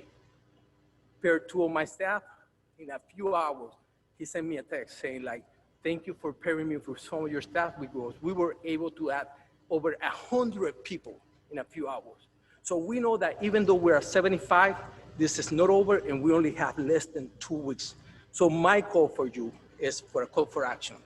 Please join us as we close the census that we want to be known in Ohio as a county that counts everybody, and that everybody was counted. So please ask 10 people in the next 2 weeks if they were counted. Don't take it for granted. Ask your family, ask your friend, and most important, ask your employee if they already fill out the census. Very simple. They can go to my2020census.gov and complete the census via line. So thank you so much, and I hope you join this effort to be sure that everybody's counted in our community.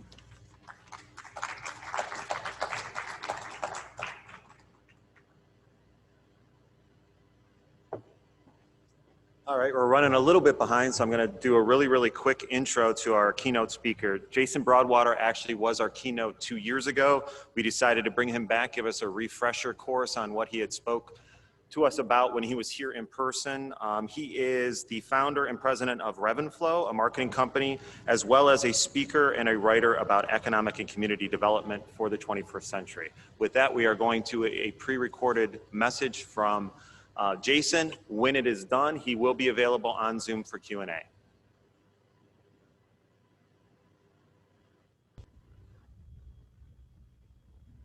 For the sake of our nation.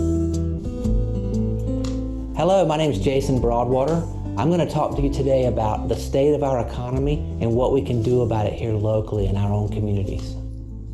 So I'm basically going to present that there's a financial crisis right now happening in 2020, yes.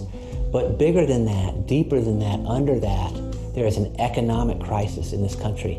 And that what we're seeing now are fractures or reveals kind of showing us that this economic crisis exists.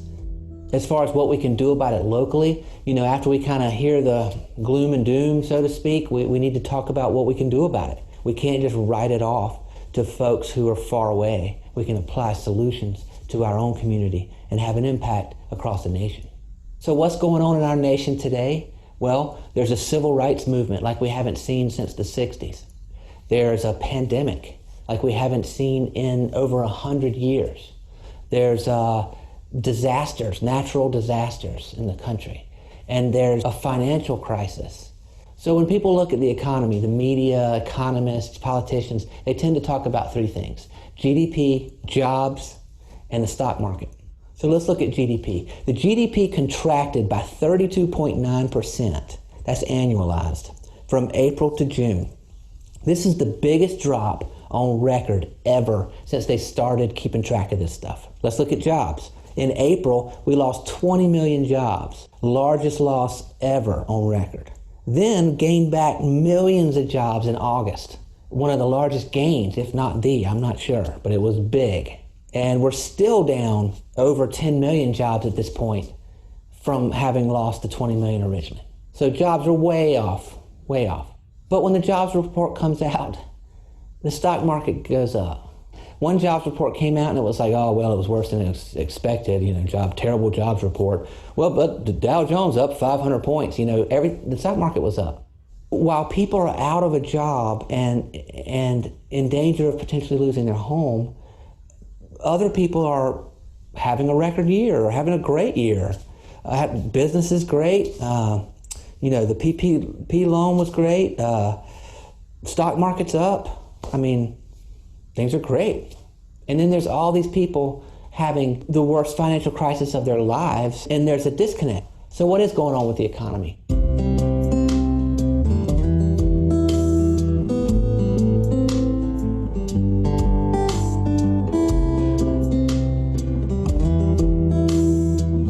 The story of the human race, as an economic story, it goes like this. Wealth consolidates, and then it redistributes. And then it consolidates, and then it redistributes. That's the human story, right? Over time, over the long arc of the human history, the net outcome is towards redistribution of wealth. It's towards wealth growing and being more distributed among more of the population, right? That's the long path. In 1800, you have most people of all nations below the extreme poverty line. Then in 1975, you have most people of most nations above the extreme poverty line. And then by 2015, we have most people of all nations above the extreme poverty line. So over the long haul, wealth is being grown and it's being distributed.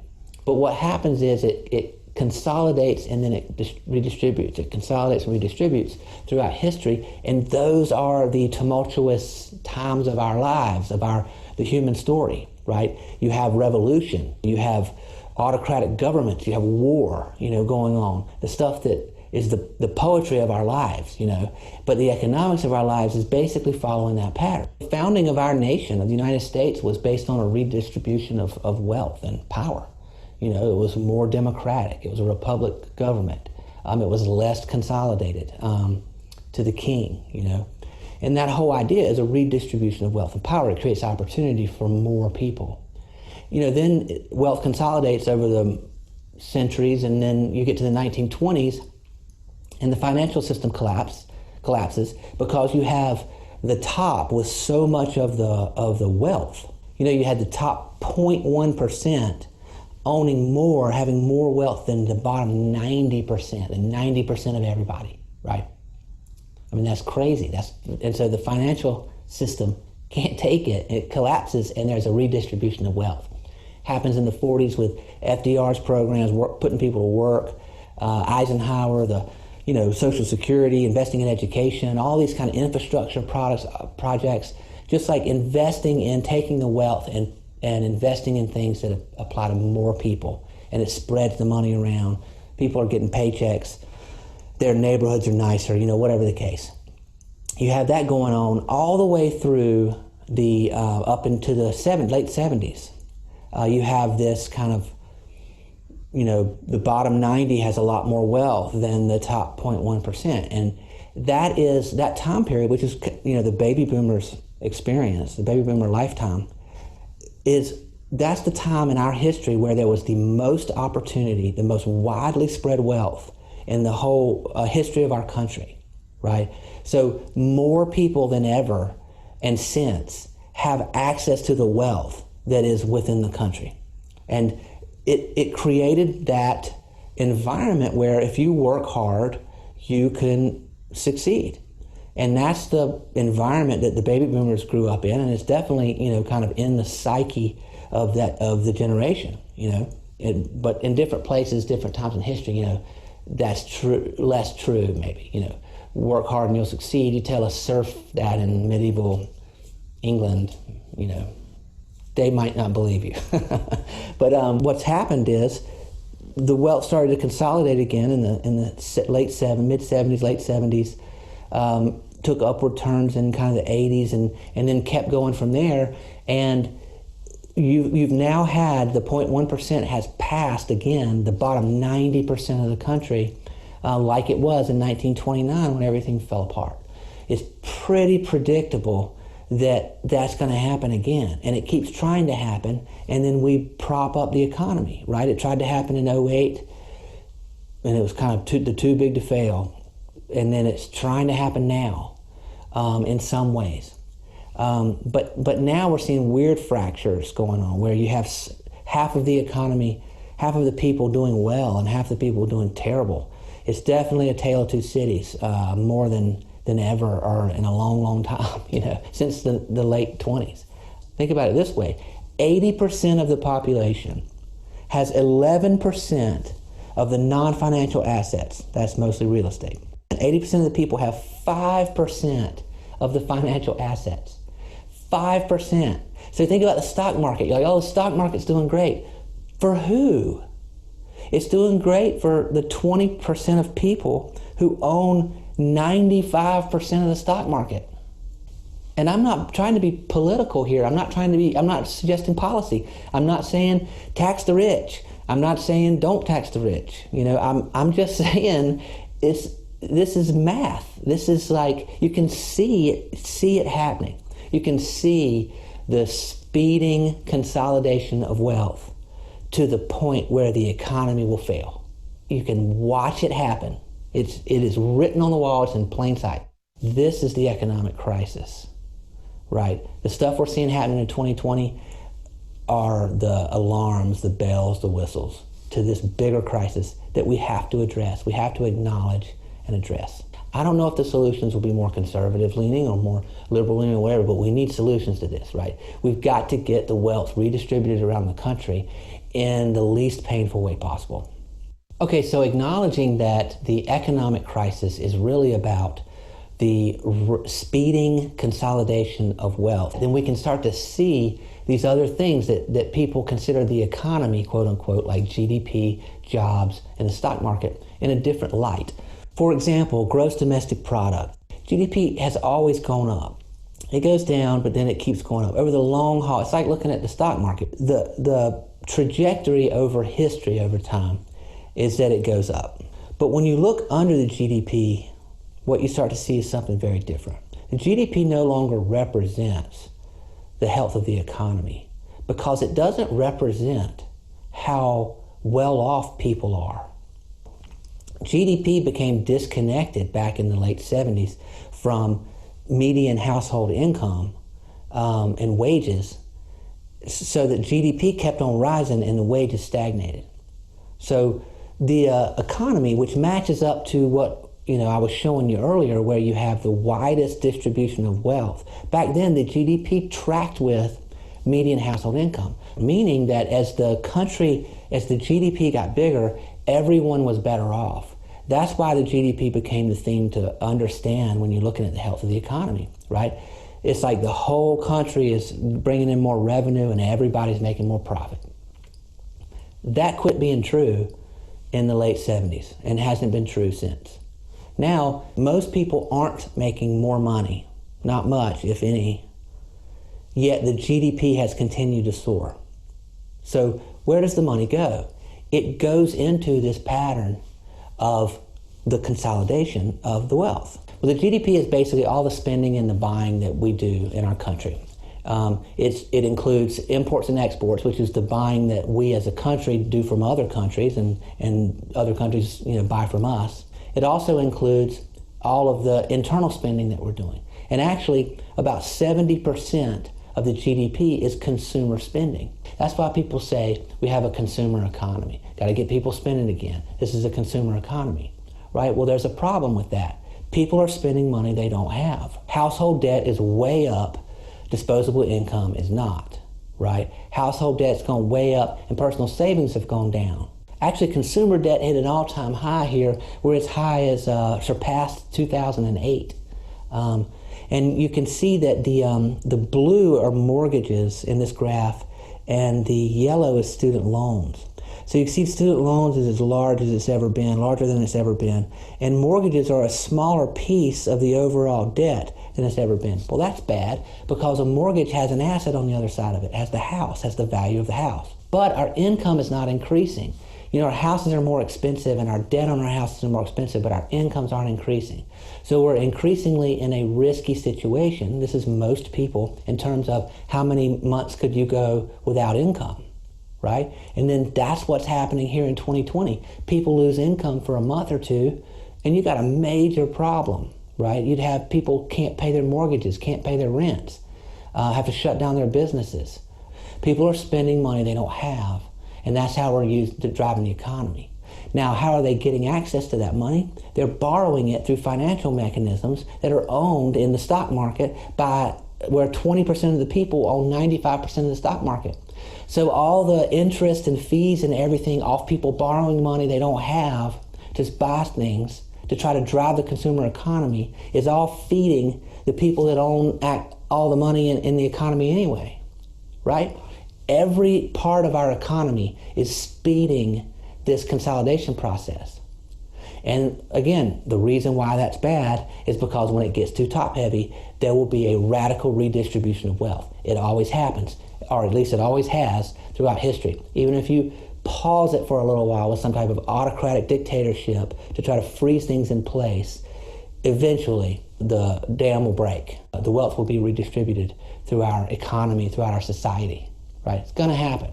So that's GDP, right? So let's talk about jobs next. Well, jobs tanked. We lost 20 million jobs, and then we gained back, I don't know how many, 8 million jobs, whatever it was.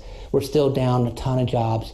I don't mean to make light of it, but in terms of economics, macroeconomics, it's not a big deal that the jobs will come back. Jobs always come back. GDP's growing. Over history, there's always more jobs in the future than there were in the past. Jobs will come back. Problem is, in the meantime, lives get destroyed, right? We're not living in a world of macroeconomics. We're living in a world of day-to-day getting by. And the problems that I've been discussing about the true economic crisis, where you have the people's income flattening out, their wealth flattening out, their debt going up, all these things make it so that the loss of a job is detrimental because you could lose everything in a couple of months. Right, because of these other economic factors. When we get the economy going again in terms of everything opening back up, people will get back to work. People will have jobs again. The problem is that they'll be in the same situation they were in before, where a job doesn't put them in a healthy financial situation necessarily, where most people's jobs barely keep them above water. And lots of people's jobs, I mean, you can work full time at minimum wage and you will be poor. You will be in poverty and have major economic poverty-related problems if you're a full-time employee working at minimum wage. That's just the way it is. So next is the stock market. The stock market is like GDP and jobs. It goes up. It's always gone up. It'll always go up. That's not the problem. The problem with the stock market is not whether it's going to go up or down. Yes, I know I'm speaking macroeconomics, and when you look at a closed situation, stock market going down could ruin someone's life if it destroys their retirement investment and all that. So I don't mean to make light. light of that. But looking at it from the macro perspective, that's not the problem. It's not the problem of whether the stock market's going to go up. The problem is who owns the stock market, right? 20% of people owning 95% of the stock market, and only 50% of people even being in the stock market, right? Only 50% of people have stock. So think about what that means, right? People are working a job where the income level is basically paying kind of your basic needs. You're borrowing money to spend, which drives the consumer economy. That makes Visa and whatever company and all successful, who are owned by the top half of the population who is making money off of this whole process. And then money in our society, money makes money, right? Money is like gravity. You put money in an account, it makes money. Put in a savings account, it makes money. I'm not saying that people are bad for participating in this. I'm not saying that at all. I have stock. I want to have more stock. I'm investing in my retirement accounts. I want to have more money in there because it performs. You know, I'm not chastising anybody or saying the rich are evil or anything like that. I'm just pointing out that the whole system works this way. This says from 1999 to 2013, so this is before our current, crisis, and it's only exacerbated since. The top 10%'s wealth went up by 75%, and everybody else's wealth went down. 90% of the country's wealth went down, while the GDP soared, while the stock market soared. That's the problem. The GDP doesn't represent the health of our nation anymore. The stock market doesn't represent the health of our nation.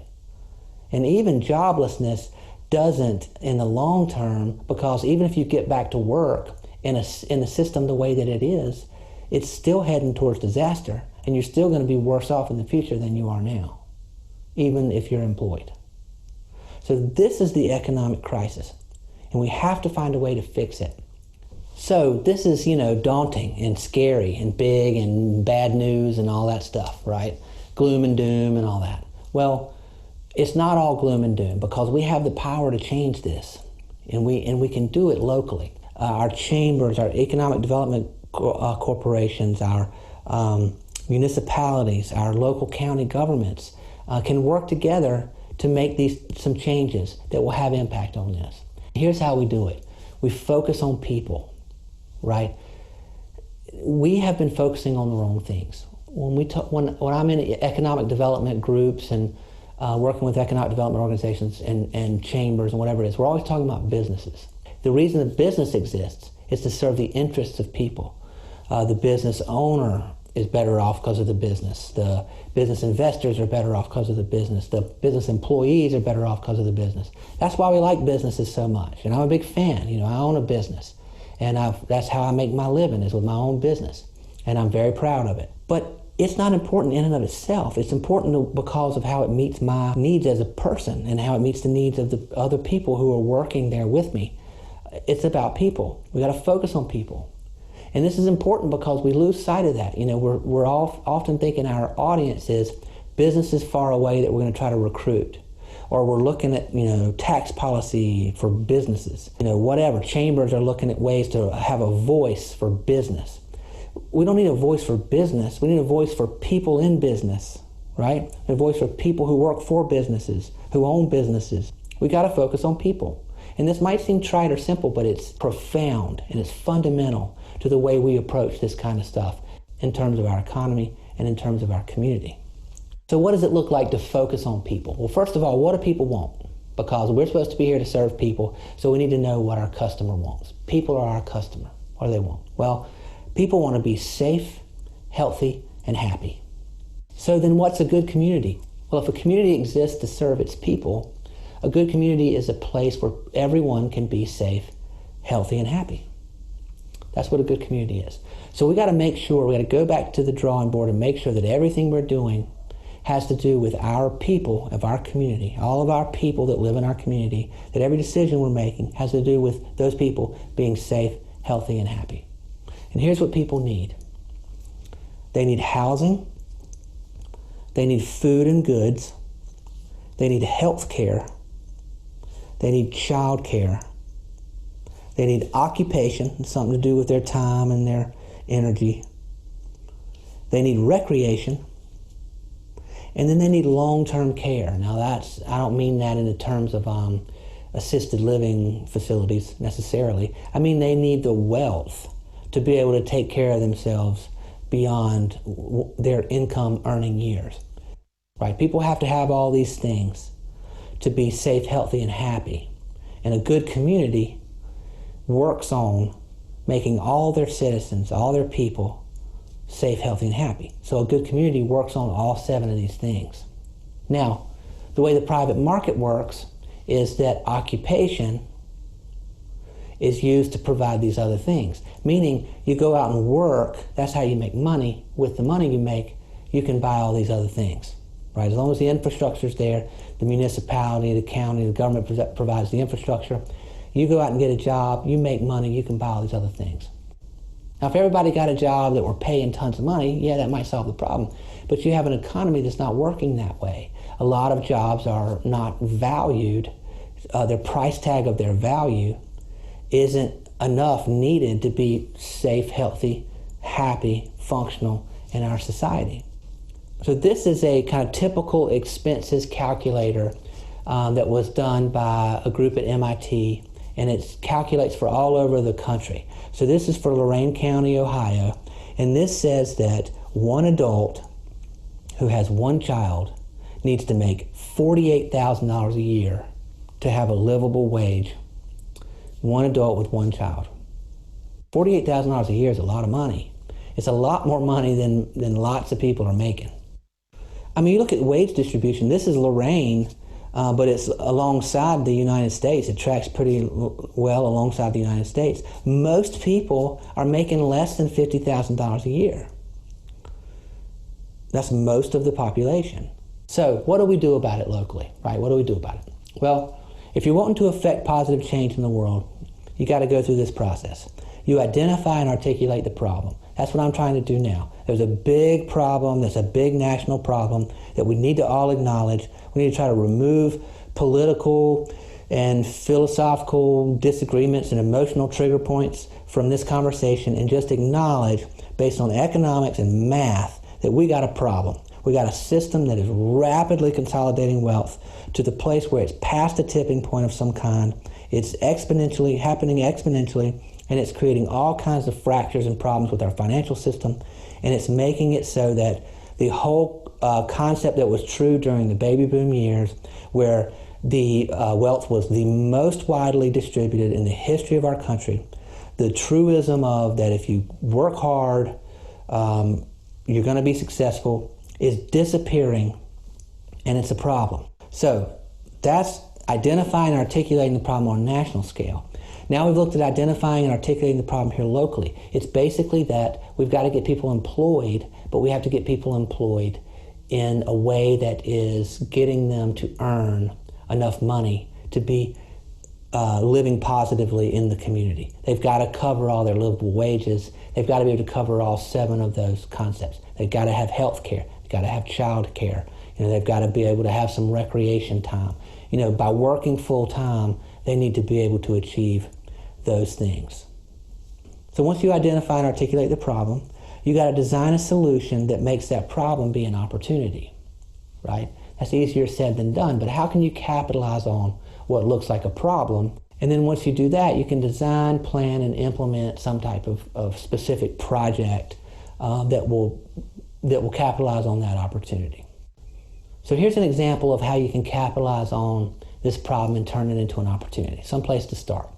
You guys are already focusing on workforce there in Lorain County, right? You got some great groups at play. Team NEO, Ohio Jobs, the Lorain, the community college. You've got programs, you've got funding. I mean, y'all have a program that's going to reimburse 95% of the costs of training your existing employees. You've got a program that can pay people essentially to be trained so that the person starts making money day one right out of the gate. These are great programs. You got to get out and market these programs, signing up businesses that want these people, but there needs to be a little more to it. We need to do what I call silos to synergy. You already have your workforce groups working on workforce, you need to look around at other organizations that focus on things like childcare, healthcare, food, financial and wealth building, things like that. Because you're trying to basically look at all 7 of the need areas of your population. So you got to look at ways to approach all of this. So when you're looking at workforce, think about how you can use these other areas to help you be successful. Look for other organizations that focus in these other areas and think about it like this. What if you were able to approach a population of people like those low earners in Lorain? Let's say it was predominantly women, because if you look at your poverty rates in Lorain County, and in the nation, you're going to see the highest poverty rates among females between 20 and 40. What are females usually doing during those ages? Raising all of our babies, right? So if you can approach those women and you're able to say, hey, look, you could come to work on Monday and you would have excellent child care, bring your kids, you have health care immediately, and you'll be paid. You come to work, you'll be paid, right? What we're going to do is we're going to train you to do whatever, say welding, or whatever you want to do. You pick from a list. That list isn't arbitrary. It's based on existing jobs. The businesses have agreed to participate, and the pay needs to be a livable wage, right? It goes from people being in this training program, they move over into an employer. Employer gets to decide whether they want to bring them on. They hire the person, and they got to pay them $20 an hour or more. You don't have to force companies to do that by making a law about it. You just say, hey, this is what it takes to participate. If you want to be part of this program where we're going to find people, train them, get them a proven track record for you and hand them over to you. If you want to be part of that program, then you got to pay people $20 an hour. North of that, you got to provide benefits. It's got to be a good job that has a net positive outcome for the community, because we are the community who are paying for this, who are organizing this, who are executing this. The community college, Team Neo, Ohio Jobs, the Chamber, those organizations represent the community. So if we're going to put the community's money, time, and effort, then to help the business have an employee, then the business has got to be employing that person in a way that's net positive for the community, meaning they got to pay a wage that's a livable wage. So this is just an example, how you could take the existing workforce program that you have that's already paying people to train, it's already paying employers to reimbursing them for costs of training. And you partner with other existing organizations in child care specifically, but also health care. And you have it be that when the person comes to school on day one, they're getting excellent child care and health care. And you go recruiting people, focus on people. You go into the areas where you have your poorest folks, focus on women, focus on black women, focus on women that are the highest populations of poverty. And then you bring those women into the fold as being trained. All of a sudden, they got excellent child care, they've got insurance, they've got a job, they're making good money. They transition right into a private sector job. Things are going great, the community's better off.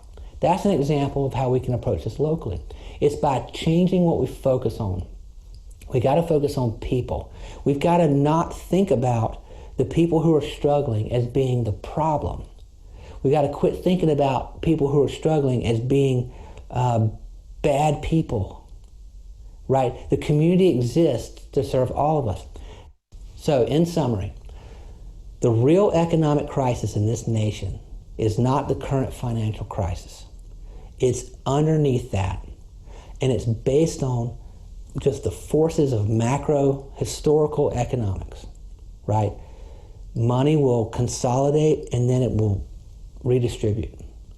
We have been consolidating to where we are at the point, we're back at 1929, right before the Great Depression, right? We've got to figure out a way to redistribute the wealth in this nation so that we can recreate the situation that the baby boomers experienced, where most people have access to some level of wealth and can move up and improve over time. We've got to recreate that by redistributing the wealth in the nation. And it's going to happen, but it's either going to happen very painfully or we're going to have to do it intentionally. That's the national economic crisis. How does that play into your local community? Well, basically, that most people are getting poorer, right? I mean, the incomes may be going up a little bit, but people in general have less net worth, more debt, less assets attached to that debt, more volatility around those assets. They have less investment in the stock market. You know, people are getting poorer in practical ways. Locally, you've got to make it to where getting employed solves these other problems. You got to focus on people. Whether the person owns a business, runs a business, or works in a business, that's who we focus on. And if we're focusing on people, then we design our projects differently. We design our organizations differently. Don't think about training as a tool to provide to an employer. Think about training as part of a package of what you're providing to a person. They'll be trained for the job, provided health care and child care, and then they transition into the private sector. They're working for an employer. They're being paid a livable wage. They can afford child care and health care. And everybody's better off. The employer, the person, the whole community. Get a job, get it fast, and never again go to class. Pack your car full of things, go spread your wings, find a new home. Get a job, make it last, and try to keep up with your class. You're as young as you'll be, there's plenty to see, it's a big world. You'll find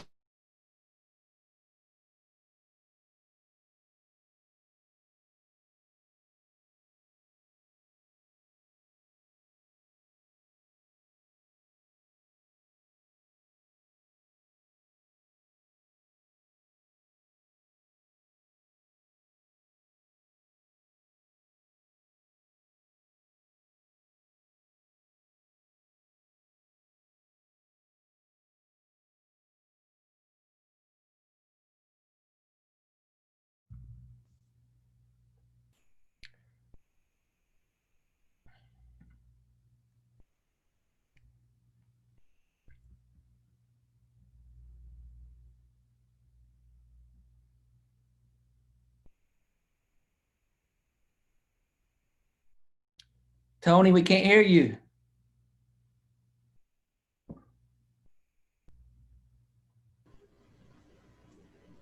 Tony, you there?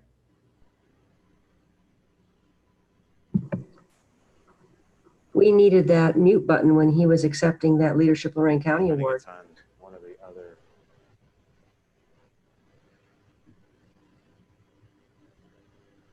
We're working on it, guys. Be patient.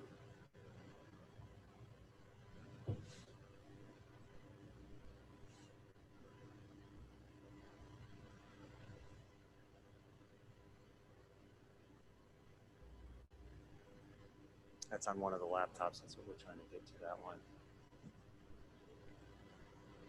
Oh, can you guys hear me? All right, we're still trying to get Jason unmuted. Can you hear me? Hello? Yeah. Guys, can you hear me? Oh, now we can. Hello, everyone.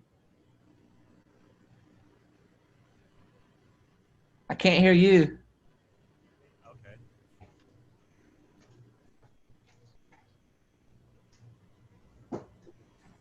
I think we're still muted. Nope. Now I can hear you. Can you hear me? Yes. Great. I didn't see too many. I know there was a little bit of buffering problems.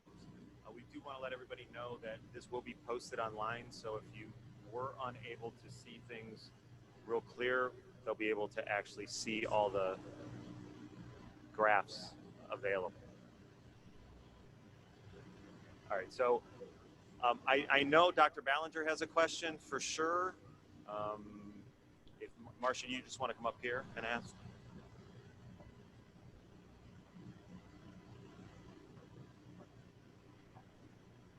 Thank you, Jason, for those stimulating points that you made.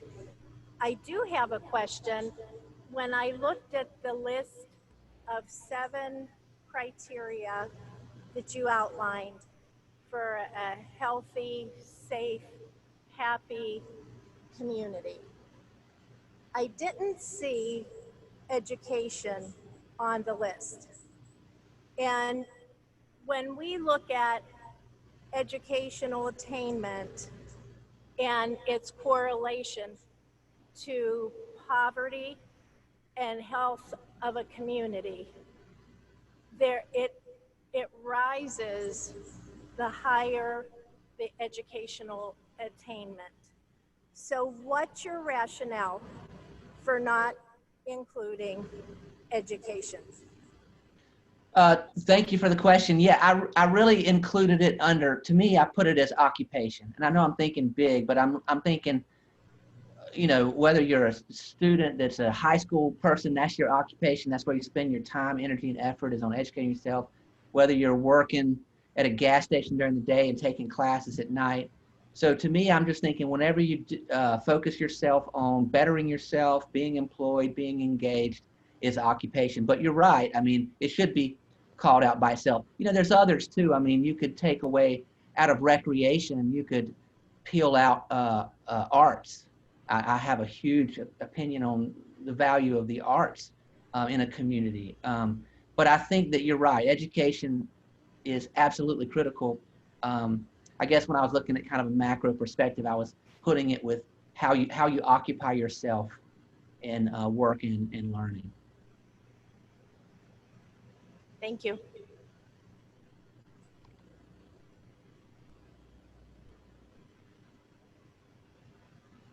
Lisa Hudson wants to know, how do you convince the people who will benefit the most to participate in the programs available? That's an absolutely wonderful question, and there are people who can do that so much better than me. The gentleman who spoke just before me about the census and talking about how some of his employees were able to go into a community that was hard to penetrate and able to get people to engage and take the census. It's those same processes. You know, I mean, marketing is fine, but it's much more grassroots than that. You know, it's you got to be sitting at a table. You know, in this city called York, where I live, which is outside of the Charlotte, North Carolina area. I wasn't involved in this, but a while back, the city created this program with the Council of Governments where they would come into your home and make improvements up to like $10,000, and it was completely paid for with no strings attached whatsoever. And they had a difficult time getting the areas right around the downtown that are traditionally Black, low economic communities. Nobody would participate. There was such levels of distrust from the, you know, these white people that were rolling in saying, we're going to, you know, fix up your home for you, that nobody wanted anything to do with it.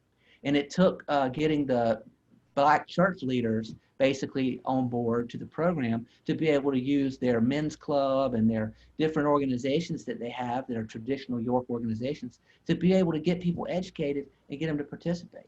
So just like this gentleman's staff was able to go into these underserved communities and get them to take the census, it's that same kind of boots on the ground, grassroots effort. But if you're focusing on people, that's where you think about putting your money anyway, because you're trying to get to people, and it works out.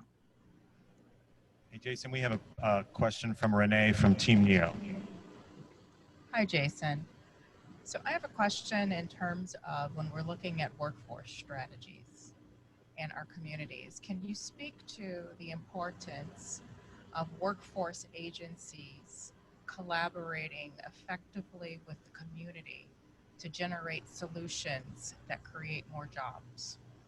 Oh man, I wish you were with me when I created my presentation. That's exactly what the second half of my presentation is supposed to say.